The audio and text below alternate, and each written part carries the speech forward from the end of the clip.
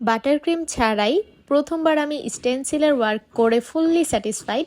আলহামদুলিল্লাহ, আজকের এই কাজটা কিন্তু প্রথমবার আমি করেছি, মানে এর আগে কখনোই আমার স্টেনসিল ওয়ার্ক করা হয়নি। তো এটা আমি যখন করছিলাম তখন ভাবছিলাম কেমন না কেমন হবে, সুন্দর হবে না, ভালো হবে না, দেখতে হয়তো বা সব কিছু ঘেটে যাবে। কিন্তু মনে মনে একটু বিশ্বাস ছিল, যেহেতু এটা মাড কেকের উপরে আমি করছি। তো মাড কেকটা তো নর্মালি দেখা যায় চকলেটটা ফ্রিজে রাখার পর হার্ডই হয়ে যায়, তো এটা দিয়ে আমি যখন কাজটা করি, এমনকি খোলার পর মানে স্টেনসিলের যে কাগজটা সেটা সরানোর পর আমি তো পুরাই দেখে অবাক, মানে এত সুন্দর লাগছিল কেকটা। আর একদম সিম্পলের মধ্যে না কেকটা কেমন জানি গর্জিয়াস একটা ভাইব দিয়ে দিল, এত সুন্দর ছিল।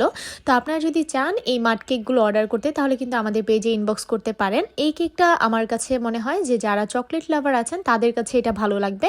আর সত্যি কথা বলতে এক কথায় এই কেকের টেস্ট অসাধারণ। তো আপনারা যদি চান তাহলে কিন্তু অর্ডার করতে পারেন। আল্লাহ হাফিজ।